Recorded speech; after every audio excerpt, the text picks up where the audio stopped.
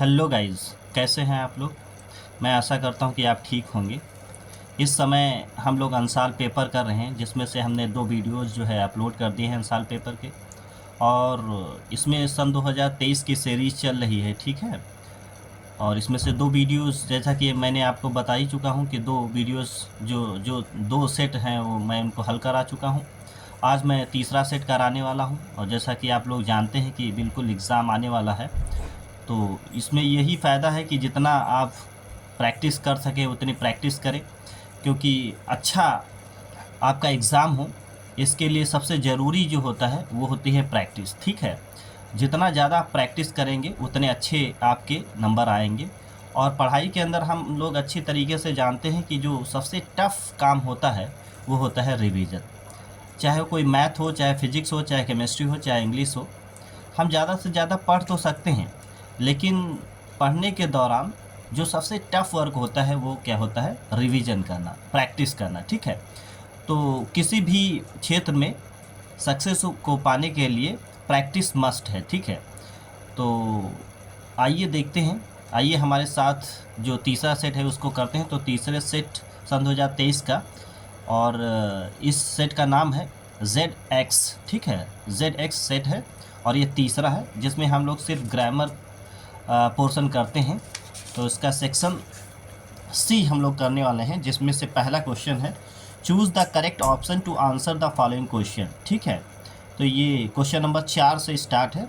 और इसका जो पहला क्वेश्चन ए है, the government by the rich is called, जो मालदार लोगों की सरकार होती है उसको क्या कहा जाता है। तो ये वन वर्ड सब्सटीट्यूशन है। तो government by the rich is called, जो मालदार लोगों की सरकार होती है उसको क्या बोलते हैं। तो हमारे पास 4 ऑप्शन है, एरिस्टोक्रेसी, प्लूटोक्रेसी, ब्यूरोक्रेसी और ऑटोक्रेसी। तो इसमें करेक्ट ऑप्शन जो है हमारा वो है प्लूटोक्रेसी, मतलब मालदार लोगों के शासन को क्या बोलते हैं, प्लूटोक्रेसी। प्लूटोक्रेसी का मतलब होता है मालदार लोगों का शासन। और एरिस्टोक्रेसी का मतलब होता है कुलीन तंत्र, मतलब जो मतलब हाई फाई लोग होते हैं उनका शासन। और ऑटोक्रेसी का मतलब राजतंत्र। और ब्यूरोक्रेसी का मतलब होता है अफसरशाही, ठीक है, जहाँ पर अफसर लोगों की शासन चलता है। तो यहाँ पे जो हमारा करेक्ट ऑप्शन है वो है सेकेंड वाला, प्लूटोक्रेसी। दूसरा इसका बी ऑप्शन है, the phrase point out means, इसका मतलब क्या है पॉइंट आउट, तो ये फ्रेजल वर्ब है। तो हमारे पास 4 ऑप्शन है, जैसे टू अब्यूज़, गाली देना, to cry out, to think of और टू टेल। तो पॉइंट आउट का मतलब होता है बताना, समझाना। तो यहाँ पे मतलब हमारा क्या हो जाएगा, टू टेल मतलब बताना। तो इसका करेक्ट ऑप्शन हो जाएगा 4 नंबर। फिर तीसरा दिया है C number, the synonyms of jealous. Jealous का मतलब होता है जलन।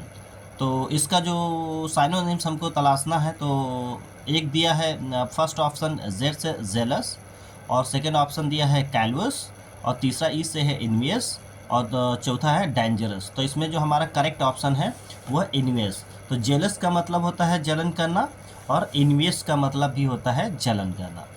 डी नंबर दिया, he knows Ramu since a long time, which word in this sentence is an error. इस सेंटेंस में कौन सा शब्द जो हमारा वो गलत है। तो हमारे पास 4 ऑप्शन है, नोज है, सिंस है, लॉन्ग है, टाइम है। तो जैसा कि हम जानते हैं, he knows Ramu since a long time, तो सिंस अ लॉन्ग टाइम जो है, लॉन्ग टाइम हमारा एक पीरियड ऑफ टाइम है, और पीरियड ऑफ टाइम के लिए हम लोग सिंस नहीं फॉर का इस्तेमाल करते हैं। तो यहाँ पे सिंस हमारा जो वर्ड है वो गलत है, ठीक है। फिर हमारा ई है, एंटोनिम ऑफ जस्टिस। जस्टिस का आपको एंटोनिम तलाश करना है, मीन्स उल्टा, अपोजिट मीनिंग तलाश करनी है। तो हमारे पास 4 ऑप्शन है, अनजस्टिस है, माल प्रैक्टिस है, इनजस्टिस है और मैलिस है। तो जस्टिस का जो अपोजिट होता है वो इनजस्टिस होता है। जस्टिस का मतलब न्याय, और इनजस्टिस का मतलब अन्याय। तो ये तीसरा वाला हमारा करेक्ट ऑप्शन है। फिर क्वेश्चन नंबर 5 है, change any one of the following into indirect speech. तो इसको डायरेक्ट से इनडायरेक्ट में बनाना। तो हमारे पास इसमें 2 क्वेश्चंस है, जिसमें से पहला दिया है, my brother said to me, मेरे भाई ने मुझसे कहा, मे यू लिव लॉन्ग, कि ईश्वर करे कि आप चिरायु हों, ठीक है। तो जो सेंटेंसेस मे से स्टार्ट होते हैं उनको हम किससे बनाते हैं, इसमें सेड टू को विश्ड बनाते हैं, क्योंकि इसमें विश है। अगर आपके नरेशन जो है कंप्लीट नहीं है, तो आप हमारे चैनल के प्लेलिस्ट में जा कर के नरेशन की वीडियो देख सकते हैं, ठीक है। और नरेशन की वीडियो देखने के बाद ही इनको बनाएं ताकि आप बेहतर तरीके से समझ पाएँ। तो जिसमें विश होता है उसमें सेट टू को क्या बनाते हैं, विज्ड बनाते हैं, ठीक है। तो हो जाएगा माई ब्रदर विज्ड, माई ब्रदर विज्ड, और कंजक्शन हो जाएगा दैट, और यू का संबंध मी से है तो हो जाएगा आई, और मे का हो जाएगा माइट लिव लॉन्ग। अगर ऑब्जेक्ट आप चाहें तो विश के साथ लिख सकते हैं, अगर ना भी चाहें तभी आप छोड़ दें तो यू का संबंध जब मी से करेंगे तो वहाँ पे आई इंडिकेट हो जाएगा। जैसे माई ब्रदर विज्ड मी भी सही है, my brother with me, conjunction that, you का संबंध मी से है तो हो जाएगा आई, और मे का हो जाएगा माइट लिव लॉन्ग। अगर आप मी को छोड़ना चाहते हैं तो आप छोड़ भी सकते हैं, तो जैसे हो जाएगा my brother with, conjunction that, you का संबंध मी से है तो हो जाएगा माई, और मे का हो जाएगा माइट लिव लॉन्ग। इस तरीके से बनाते हैं। दूसरा हमारा क्वेश्चन दिया है, Reena said alas I am undone. Reena ने कहा हाय रे दादा मैं तो बर्बाद हो गई। तो यहाँ पे alas is the symbol of sorrowness. तो यहाँ पे क्या करते हैं, एक्सक्लेमेटरी के भी अगर आप नरेशन आपको नहीं आता है तो आप हमारे चैनल के प्लेलिस्ट में जा करके पहले आप एक्सक्लेमेटरी से रिलेटेड आप नरेशन देख लें और फिर आप बनाएं, ठीक है। तो इसमें एलास आया है तो इसीलिए क्या बनाते हैं, इसमें सेट टू को बनाते हैं एक्सक्लेम्ड विद, और alas is the symbol of sadness. तो यहाँ पे क्या बनाएंगे, सैड आप बना सकते हैं और चाहे सॉरो बनाएं। तो हो जाएगा रीना एक्सक्लेम्ड विद सैड, या फिर आप बना दिए Reena exclaimed with sorrow, conjunction that, और आई का संबंध रीना से, तो रीना हमारी लड़की है तो हो जाएगा शी, और आई एम का हो जाएगा वाज अनडन, क्योंकि प्रेजेंट टेंस है तो ये जाएगा पास्ट टेंस में। एक बार फिर से मैं रिपीट कर रहा हूँ, please listen. Rita exclaimed with sad भी सही है, और रीता एक्सक्लेम्ड विद सारू भी सही है, कंजक्शन लगाएंगे दैट, आई का संबंध रीना से तो हो जाएगा शी, और आई एम का हो जाएगा वाज अनडन, ठीक है। और क्वेश्चन नंबर 5 का बी है, combine any one of the following as directed. जैसा कि ब्रैकेट के अंदर डायरेक्ट किया गया है उसी तरीके से इसको बदलना है।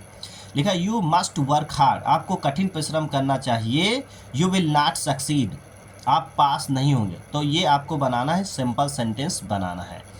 तो सिंपल सेंटेंस बनाने के जो तरीके वो हमारे पास आते हैं। अगर आपको सिंपल सेंटेंस बनाना नहीं आता है तो आप हमारे चैनल के प्लेलिस्ट में जा करके आप जो सिंथेसिस जो प्लेलिस्ट है उसको खोलिए, और उसमें आपको मिल जाएगा जो 8 तरीके हैं वो आपको वहाँ पे समझाए गए हैं। आप पहले उन वीडियोस को देख लें और फिर आप बनाएं तो आप बेहतर तरीके से बना पाएंगे, ठीक है। तो इसको हम लोग क्या करते हैं, इन्फिनिटिव में बना लें तो फिर सेंटेंस हमारा बन जाएगा। जैसे you must work hard to succeed. अब इसका मतलब क्या हो जाएगा, you must work hard to succeed, आपको सफल होने के लिए कठिन परिश्रम करना चाहिए, ठीक है। या आप इसको ऐसे भी बना सकते हैं, you will not succeed without working hard, मतलब आप कठिन परिश्रम करने बिना कठिन परिश्रम किए हुए आप सफल नहीं होंगे। तो आप इसको 2 तरीके से सिंपल सेंटेंस बना सकते हैं। पहला है इन्फिनिटिव का प्रयोग करके, जैसे you must work hard to succeed, अगर टू लगा दिया है तो वर्क की फर्स्ट फॉर्म लगाएंगे तो ये सेंटेंस हमारा इन्फिनिटिव में बन जाता है। और आप इस सेंटेंस को आप ऐसे भी बना सकते हैं, you will not succeed without working hard. तो इसमें हमने क्या किया है, फिर जेरन का प्रयोग किया है, तो ये भी हमारा सेंटेंस सही है। तो आप चाहे वैसे बनाएं और चाहे ऐसे बनाएं। इसका दूसरा दिया है माई फ्रेंड इज़ डिलीजेंट, मेरा मित्र जो है वो मेहनती है, एंड ही इज़ कनिंग, और वो चतुर भी है। तो इसको बनाना है कंपाउंड सेंटेंस।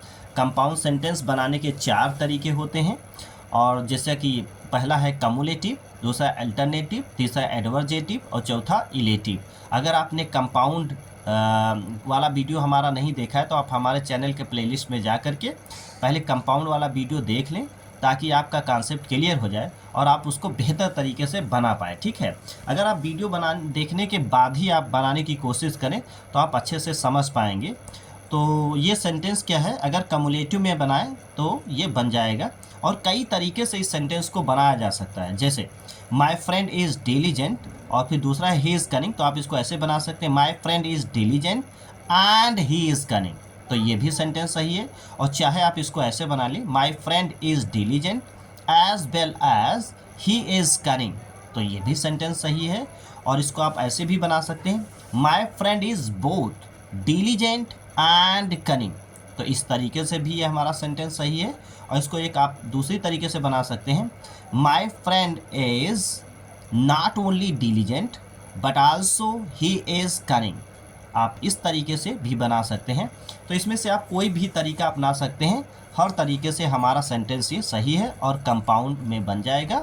और ये किस में बनेगा? कम्युलेटिव में बनेगा। मैं फिर से एक बार बताया दे रहा हूँ ताकि आप देख लें। My friend is diligent and he is cunning, और चाहे आप इसको बनाए my friend is diligent as well as he is cunning, और चाहे इसको आप बनाए my friend is both diligent and cunning, तब भी ये सही है। और आप इसको ऐसे भी बना सकते हैं, माई friend is not only diligent but also he is cunning. आप इस तरीके से इस सेंटेंस को भी बना सकते हैं। फिर हमारा दिया है section C, change any one of the following as directed, जैसा कि नीचे निर्देशित किया गया है ब्रैकेट में, वैसा आप इसको बनाएं। He is beaten severally by his mother, वो अपनी माँ के द्वारा बुरी तरीके से पीटा गया। तो ये पैसिव वॉइस है, इस सेंटेंस को आपको एक्टिव वॉइस बनाना है। तो बहुत ही इजी होता है, जिस तरीके से आप एक्टिव वॉइस से पैसिव वॉइस बनाते हैं उसी के बिल्कुल अपोजिट कर देना है, तो वो हमारा एक्टिव वॉइस बन जाएगा। तो उसमें क्या करते हैं, सब्जेक्ट को ऑब्जेक्ट की जगह पर लाते हैं और ऑब्जेक्ट को सब्जेक्ट की जगह पर लाते हैं। तो इसमें बिल्कुल उसका उल्टा करना है। अब इसमें भी क्या करना है, सब्जेक्ट को ऑब्जेक्ट की जगह पर लाना है, ऑब्जेक्ट को सब्जेक्ट की जगह पर लाना है। तो माई मदर हिज मदर जो है उसको आगे करिए, तो क्या हो जाएगा, his mother beats him severely. तो ये कैसे हो जाएगा, हिज मदर आगे करिए, हिज मदर, और जब इज हटेगा तो प्रेजेंट इंडेफिनिट है, तो हिज मदर सिंगुलर नंबर है, तो वर्ब की फर्स्ट फॉर्म में यस या यस लगाना है। तो कैसे, his mother beats him severely, उसकी माँ ने उसको बुरी तरीके से, उसकी माँ जो है उसको बुरी तरीके से पीटती है। तो ये प्रेजेंट इंडेफिनिट में बन गया। दूसरा हमारा सेंटेंस दिया है, no other girl is as beautiful as she is, इसको बनाना है इंटू सुपरलेटिव डिग्री। तो अगर आपने डिग्री अगर आपको बनाना नहीं आता है तो आप हमारे चैनल के प्लेलिस्ट में ट्रांसफॉर्मेशन वाले प्लेलिस्ट में जाएं, तो उसमें आपको इंटरचेंज ऑफ डिग्री मिल जाएगा। तो आप उसको पहले देख लें और देखने के बाद ही बनाने की कोशिश करें, तभी आप बेहतर तरीके से सीख पाएंगे। जैसा कि उसमें हमने 6 तरीके जो हैं डिग्री को बदलने के बताए हैं, और उसमें से जो नो अदर वाला है तो आप उसको देखेंगे कि नो अदर, और जब कंपैरेटिव डिग्री बनाते हैं तो नो अदर का एनी अदर कर देते हैं, और सुपरलेटिव डिग्री बनाते हैं तो फिर एनी अदर हट जाता है। तो ये कैसे हो जाएगा superlative degree, she is the most beautiful girl, कैसे हो जाएगा कि no other girl is as beautiful as she. जैसा आप मिला लीजिए कि कोई भी लड़की इतनी ज़्यादा सुंदर नहीं है जितनी ज़्यादा वो, तो इसका मतलब वो सबसे ज़्यादा सुंदर है। तो कैसे हो जाएगा, she is the most beautiful girl, इस तरीके से इसको बनाएंगे। ठीक है, तो उसमें आपने देखा कि नो अदर पॉजिटिव डिग्री में रहेगा, तो कंपैरेटिव में इसको क्या बनाएंगे, एनी अदर, और सुपरलेटिव में एनी अदर हट जाता है। तो क्या जाएगा, she is the most beautiful girl, इस तरीके से उसको बनाएंगे। इसका डी पोर्शन है, correct any one of the following sentences. हमारे पास 2 सेंटेंसेस दिए गए हैं जिसमें आपको एरर डिटेक्शन करना है कि कौन सा शब्द हमारा जो है गड़बड़ है। Ramesh is junior than Mahesh, तो आप जानते हैं कि एडजेक्टिव, सिंटैक्स ऑफ एडजेक्टिव जब पढ़ेंगे तो उसमें ये रूल आप पाएंगे। अगर आपने नहीं पढ़ा है तो आप हमारे चैनल के प्लेलिस्ट में जा करके पहले सिंटैक्स ऑफ एडजेक्टिव पढ़ लीजिए।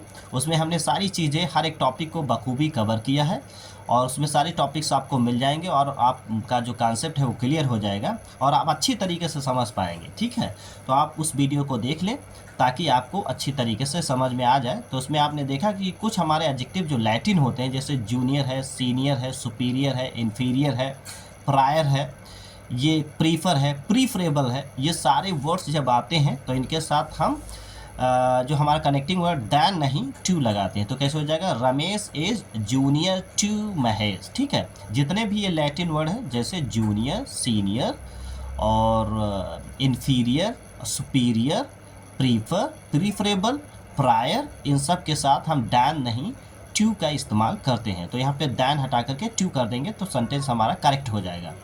नेक्स्ट है, sheeps are grazing in the field. तो शीप्स हमारे एक ऐसा नाउन है जिसको प्लूरल बनाने के लिए हम एस नहीं लगाते हैं। ठीक है, शीप अगर सिंगुलर के तरीके से इस्तेमाल करें तो इसके साथ वर्ब सिंगुलर नंबर लगाएंगे। अगर शीप को आपको प्लूरल नंबर में इस्तेमाल करना है तो इसके साथ आप प्लूरल वर्ब का इस्तेमाल करिए, वो अपने आप प्लूरल सेंस देगा। तो शीप का एस हटा दीजिए। वह प्लूरल बनाने के मान लीजिए 2 तरीके हैं, या तो आप शीप के साथ आर लगा दिए तब प्लूरल हो जाएगा, या फिर आप मेनी शीप लिख सकते हैं, लेकिन शीप में एस नहीं लगाया जाता, शीप्स नहीं होता है। ठीक है, तो कैसे हो जाएगा, sheep are grazing in the field. Means जो भेड़ें हैं वो मैदान में चर रही हैं। तो सीप जो हमारा है इसका एस हटा दीजिए, या तो आप लिख लीजिए मैनी सीप are grazing in the field, या फिर आप सीप का एस हटा करके आप खाली आर लगा सकते हैं, sheep are grazing in the field, इस तरीके से। ई पोर्शन इसका दिया है, use any one of the following pairs of words in your own sentences to make a different in their meaning clear. हमारे पास 4 होमोफोन्स दिए गए हैं। जैसा कि हर वीडियो में मैंने आपको बताया है कि होमोफोन्स एक फिगर ऑफ स्पीच है, और इसकी डिफिनेशन क्या रहती है कि homophones are those words which are different in meaning and spelling but their sound is same, लेकिन इनका जो साउंड होता है वो सेम होता है। तो हमारे पास पहला दिया है बर्थ, BIRTH, बर्थ का मतलब होता है जन्म, और दूसरा मीनिंग दिया है BERTH, बर्थ का मतलब होता है Saika.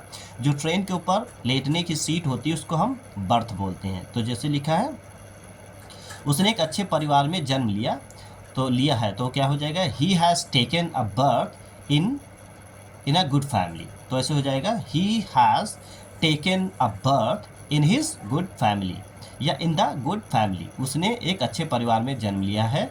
He has taken a birth in a good family. और दूसरा बर्थ हो जाएगा कि वो साइका पर सो रहा है, he is sleeping on the birth. Birth का मतलब हो साइका, जो ट्रेन में ऊपर सीटें लगी होती है उसको बोलते हैं कि वो जो है बर्थ पर सो रहा है, तो he is sleeping on the birth. और दूसरा इसका मीनिंग दिया है डोज, DOSE डोज, और दूसरा दिया है DOZE डोज।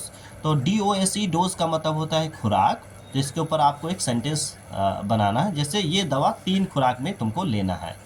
तो कैसे लिखेगा, you have to take this medicine in 3 doses, इस मेडिसिन को आपको 3 खुराक में लेना है। तो कैसे हो जाएगा, यू हैव टू टेक, लेना है, you have to take this medicine in 3 doses. और दूसरा डोज का मतलब होता है ऊँघना। तो जैसे लिखा है पढ़ाई के दौरान वो ऊँघ रहा है, while studying he is dosing, while studying मतलब पढ़ाई करने के दौरान, ही इज़ डोजिंग मतलब वो ऊँघा रहा है, ठीक है।